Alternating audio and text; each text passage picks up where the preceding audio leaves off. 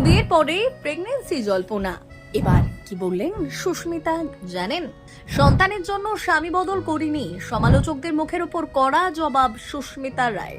ট্রোলারদের উদ্দেশ্যে কড়া বার্তা, অন্যের সুখ দেখলেই কষ্ট হয় কেন?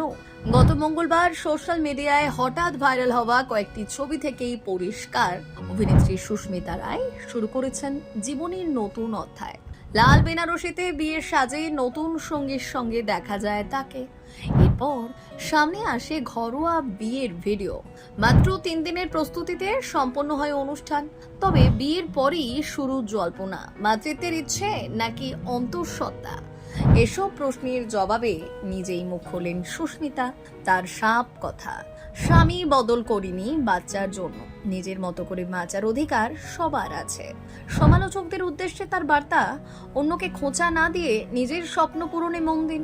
যদিও তার এই বক্তব্যের পরও বিতর্ক থামেনি।